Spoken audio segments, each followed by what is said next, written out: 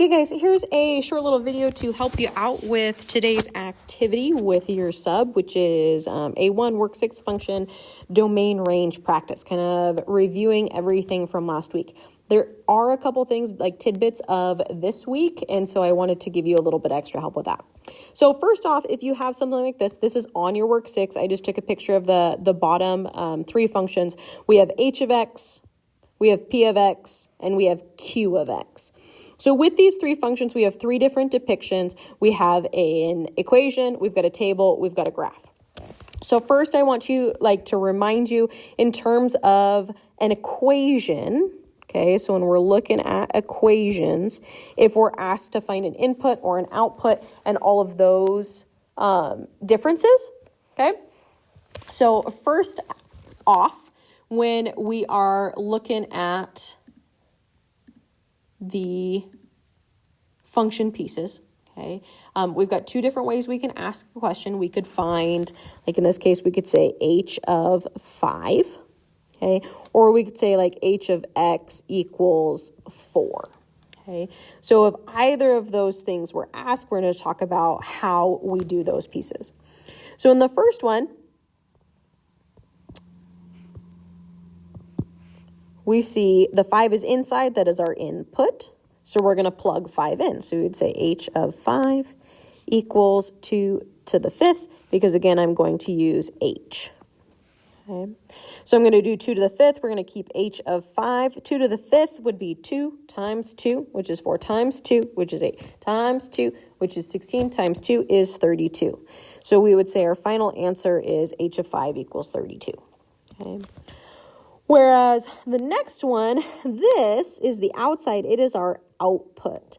So we're going to replace that whole h of x side. 4 equals 2 to the x. So I have to think 2 times itself, how many times actually gives us 4?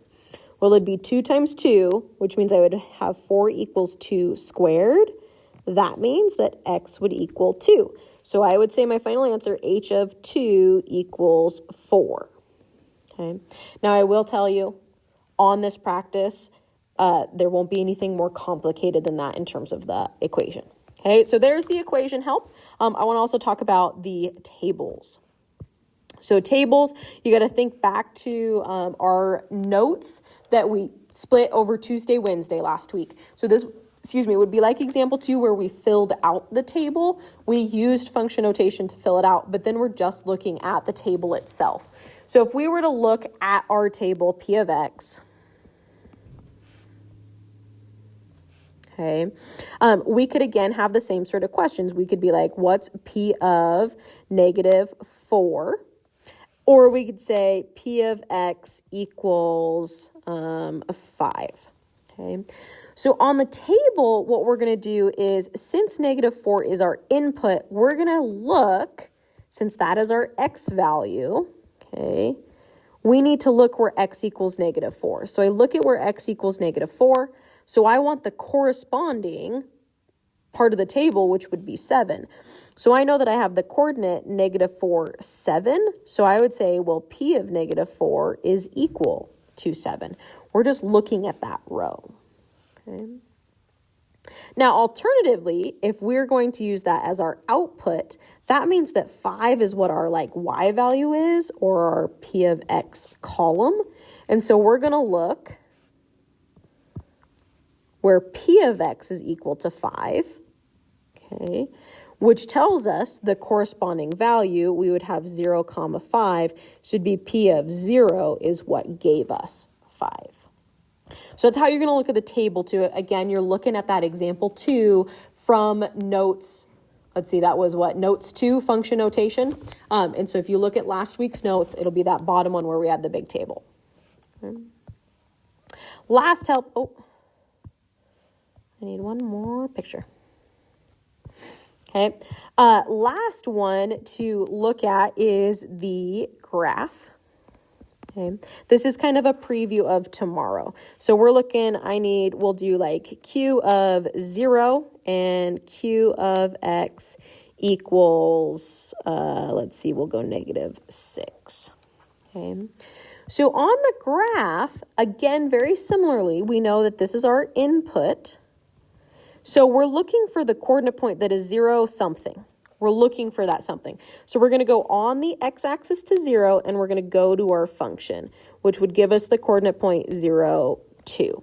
So since our coordinate point is 0, 2, we would say q of 0 is equal to 2. Okay. Now, here we've got our output of -6. That means we have the coordinate point of something, comma, -6.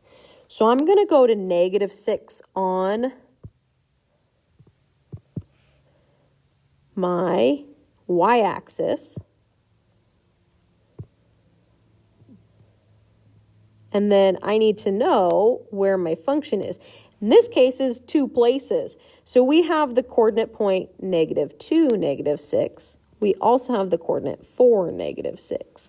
So we have 2 possibilities. We have -2, -6, or 4, -6.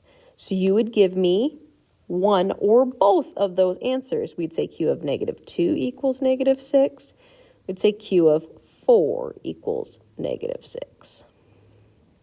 Again, tomorrow we're going to do some more of that. So some of those questions, I tried not to do too many of them, but you're looking for the coordinate points and then finding those coordinate points and putting them in function notation. Okay, you've got this.